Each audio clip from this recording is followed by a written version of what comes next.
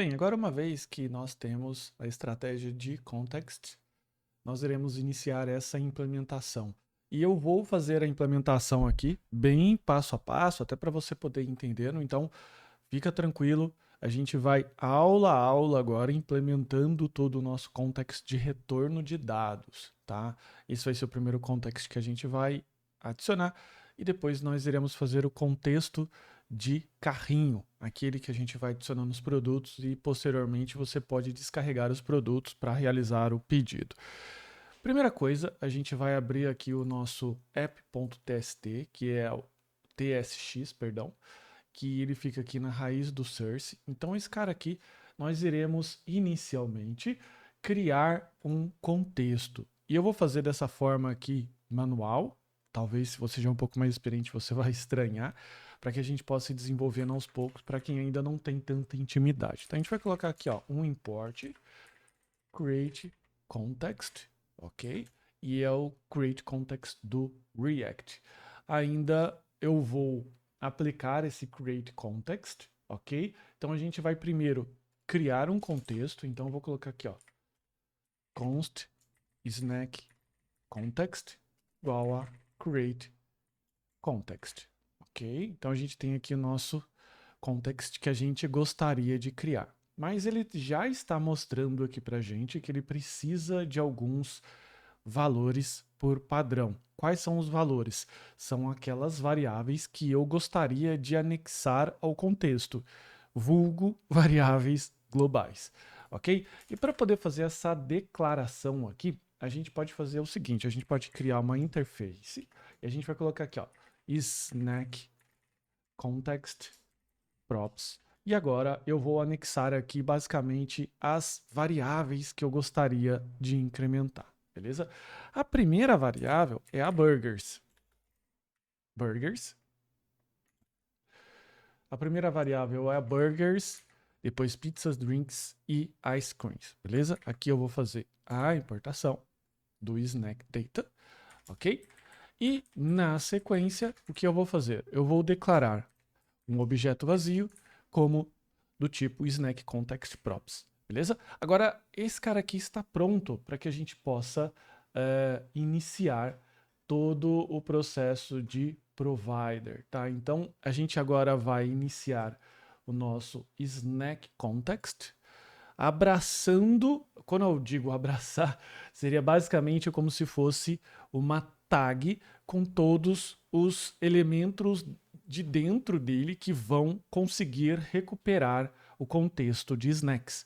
Ou seja, todo mundo que está dentro do app routes, tá? E por uma questão ali de facilidade, a gente vai colocar ele logo nessa sequência. Então a gente vai colocar aqui, ó, olha só, snack context. Então a gente vai abrir aqui, lembrando que uma explicação mais profunda e detalhada no contexto mais teórico dos contexts, eu adicionei um link de uma aula extra que você pode clicar na aula passada, tá? Na primeira aula. Então a gente vai colocar aqui, ó, snackcontext.provider, tá? Então esse aqui é o que eu chamo de o contexto, entre aspas, abraçando os componentes que eu gostaria que utilizasse os dados de contexto. Mas lembra que a gente criou aqui inicialmente esses dados, ok? Só que ainda eu preciso agora definir aqui no Value quais são esses dados que eu gostaria de adicionar. Agora entra o nosso use state. Então a gente vai fazer aqui ainda uma importação. Eu vou começar a copiar da nossa página main burgers, tá? Para que a gente possa economizar um certo tempo aqui, em vez de ficar redigitando tudo. Então a gente utiliza aqui o use effect, beleza?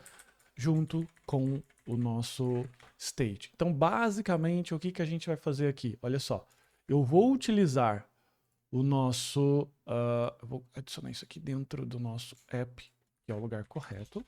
Não é aqui, é aqui. Beleza? Então a gente vai adicionar aqui o burgers, set burgers, e o use effect. Lembrando que eu vou pegar esse state aqui, o que seria essa variável, e vou adicionar aqui, ó, no burgers. Mas lembre-se que ele espera ainda pizzas, drinks e ice creams. E por motivos aqui de exemplo, eu vou deixá-los comentados para que a gente possa só não propagar esse erro. E aqui eu vou fazer uma importação, tá, dessa variável. Fica tranquilo, aliás, desse código aqui da API. Fica tranquilo que a gente não vai deixar assim. Isso aqui é só para você entender. Então lembre-se o seguinte, que eu tenho aqui o meu aplicativo principal, ele é um componente React normal. Eu declaro states, uso o useEffect para ser disparado, ok? No momento que eu inicio a renderização.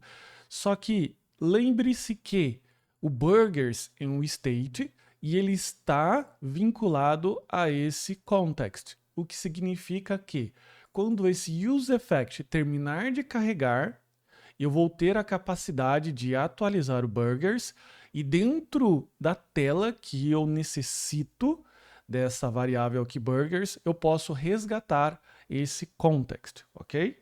Então agora eu venho aqui na minha tela principal e eu olha só, eu vou comentar tudo isso daqui. O que significa que agora eu tenho que ter a capacidade de resgatar o nosso context que foi carregado aqui, beleza? Ele está aqui na nossa página principal.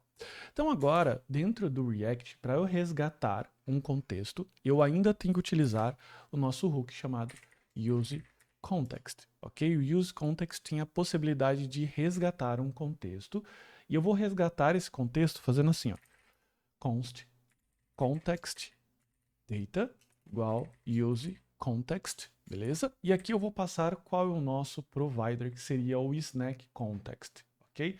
O Snack Context, ele está aqui, ó, Snack Context, beleza? Só que veja que uma vez que eu defino ele aqui, eu não tenho a possibilidade de utilizar ele dessa forma. Portanto, só para efeitos práticos, a gente vai dar um export const aqui para que a gente possa importá-lo de lá na página main, tá? Da página main. Então a gente vem aqui e coloca import, ou melhor, eu vou deixar aqui o Visual Studio se virar um pouquinho. Eu vou colocar esse carinha aqui e aqui eu vou pedir para ele importar. Então veja que ele foi lá no nosso app e solicitou aqui o Snack Context. Agora, o Context Data, ele é o nosso valor de contexto, que ele tem alguns dados interessantes agora, que é exatamente isso que você está pensando, o valor que eu coloquei aqui. Então eu venho agora em Context Data e pego burgers. Só que como Context Data ele é uma estrutura, eu posso desestruturá-lo fazendo assim, ó. Beleza? Então peguei aqui burgers. Então, só recapitulando rapidamente, o app é responsável agora para buscar burgers, setar, usar o useEffect, o resultado set burgers, que vem aqui nesse state, que ele é atualizado dentro desse context.